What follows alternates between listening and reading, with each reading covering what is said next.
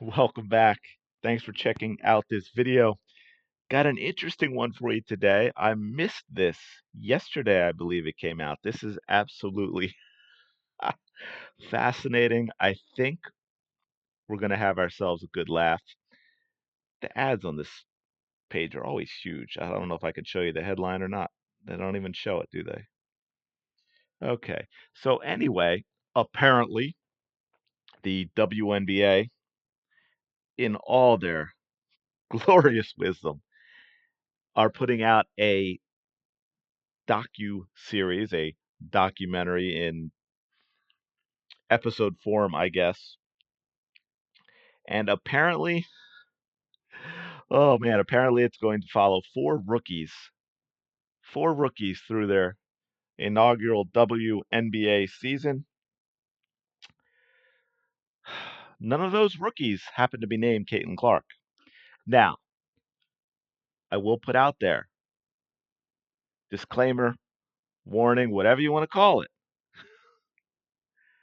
It is possible that the WNBA asked Caitlin Clark and she said no.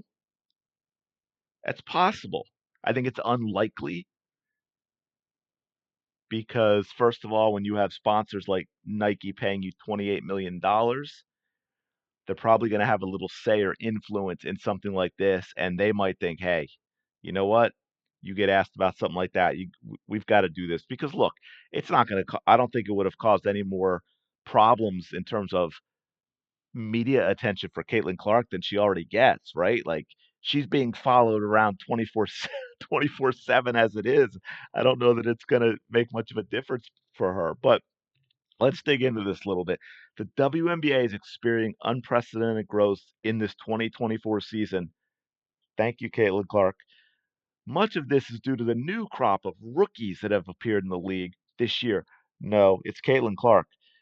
Names such as Caitlin Clark, hey, check that out. Angel Reese, Nika Mule.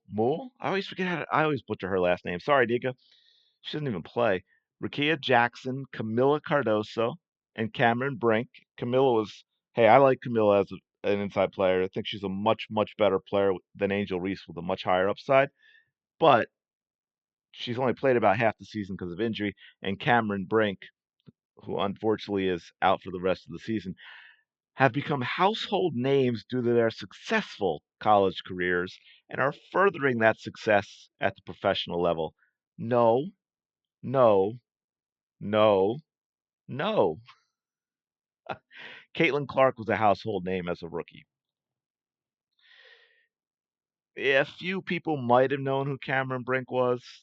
Angel Reese became famous when she obnoxiously stalked Caitlin Clark with her "you can't see me" and pointing to the ring finger nonsense in the LSU game when her team, Angel Reese's team, led her to a championship.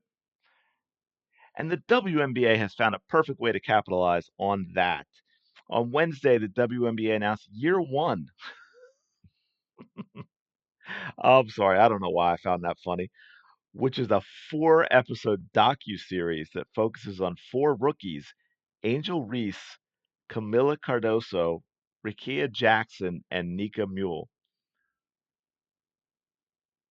Yeah, okay, who wants to watch that? And that's not a shot at any of the players, people, okay? The point being the WNBA, and we've talked about this before, no one who knows who the WNBA is. They've been a money-losing league their entire existence. I've seen, you probably have too. I've seen, videos on YouTube when you get people out there. You know how people go out there and they ask the general public a lot of questions. A lot of times they are designed to trip people up. And a few that I saw where they were talking about, they were asking, the questions were about gender equality in terms of pay. And then they would get into the WNBA and the people like, yeah, the women, they need to make as much money as the men and it's not fair and all that. And then they would be asked to name the WNBA franchise in your very own city. Name one player in the WNBA. And the people couldn't do it. right? Which was exposing their nonsense because if all the people who were concerned about that actually supported the WNBA, everything would be fine. As Bill Burr said, don't blame the men. If all the women complaining just supported the WNBA, everything would be good. More men in terms of percentage of population, more men support the WNBA than women. Okay, now I just enraged half the people listening to this. I did not mean to get this into a men women thing in terms of the fandom, but yeah, it happens sometimes. Anyway, so yeah, those are the four they're going to be following around: Reese, Cardosa, Jackson, and Mule. They announced this exciting new series. Oh, this is the other thing that's funny. We're going to keep going. The wording of this is fascinating. Exciting new series with an Instagram post on Wednesday, which featured behind the scenes clips of all four rookies as they navigate their way through their first professional seasons. Okay. So, yeah, follow their journey. Okay. Hey, if you have the WNBA app, you can watch the first episode. This now see this. This is the kicker for me. I love the way this. I like who wrote this. Is this a press release? It has to be a press release masking as an article. This is surely can't miss, never before seen content from four of the league's biggest superstars.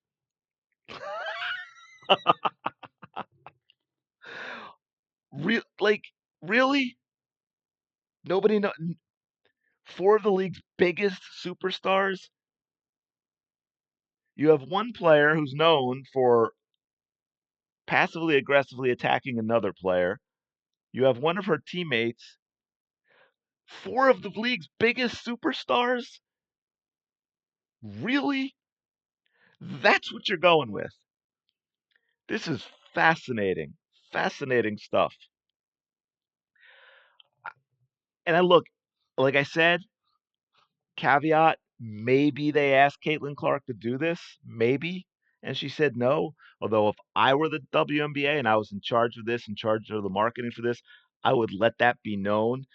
And look, you don't even have to, you can spin it in a way that Caitlin doesn't look bad either by just saying with everything that's already going on with Caitlin Clark and all the attention and all the pressure and all the demands that both the WNBA and Caitlin Clark thought it would be best for her and the league to not have her be part of this. That's how you do it. That's all. That's simple. But my guess is that they didn't ask her because they're trying to make this about the rookie class. So yeah, so that'd be my guess they didn't ask her because I mean, how could you? Oh, I mean, look right here we go with. I'll show you this Aces. Tonight's Fever attendance was last night's game. Night before's game? Yeah, the night before's game was 309 people short of beating the highest ever attended WNBA game in '99 at 20,674. And I bet the ticket prices were a lot higher too. Bet the ticket prices were a lot higher. And to that point of this game, Fever Aces, right? The game averaged 1.45 million viewers on ESPN, the 11th game this season just to pass the million viewer mark, which is the most in any WNBA season since 2002. Entering this season, no WNBA game had averaged a seven-figure audience since 2008. Not one single game. It's been done 11 times. And Caitlin Clark and the Indiana Fever have played in all the top 8 and 10 of the top 11. The one they were not in was a game that was either before or after a game that they played in.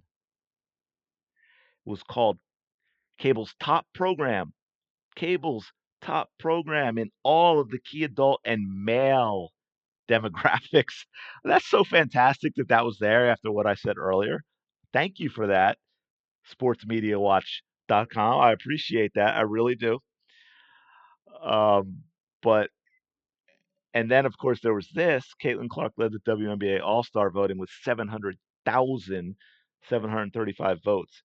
just a few more than last year's league leader, 95,000 votes. So if we scroll down here, I'm sure you all remember this.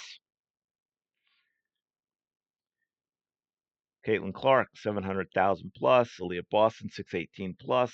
Asia Wilson, 607 plus. Big drop after the top three. Brianna Stewart, 424. Angel Reese, 381. 9 Fever players were in the top 36. An 8-13, currently out of the playoffs. Fever team had 9 of the top 36 players. That, my friends, is the Caitlin Clark effect, as is every single number you see here. Because let's quick reminder, and then I'll let you all go and enjoy your fourth. If I don't come across something else, I have to do a video on. But whereas yes, this is last year's ranked number one.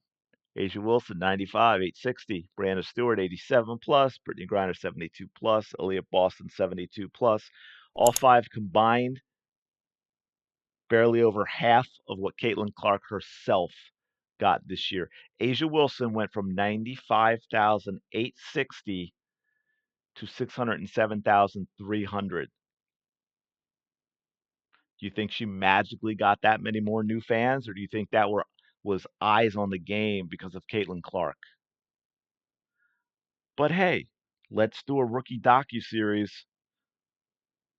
on 4 of the league's biggest, not even biggest rookies, literally called them 4 of the league's biggest superstars. Absolutely fascinating. Um, But hey, if you have the WNBA app, go check out the first episode. Or I mean, I don't know. Maybe I'll get the app just to check it out for all of you and let you know. But yeah, let me know your thoughts in the comments below. What do you think of them doing this without Caitlin Clark? What do you think the chances are that they asked and she said no? Um, oh, you know what? I'm gonna. Well, no, I'll wait till the next video. It's a completely different topic. But anyway, if you're enjoying the content, please smash that like button, hit that subscribe button. We just passed 3,700. That's incredible. Absolutely incredible. I really do appreciate it. I'm going to leave it there. I will talk to all of you later.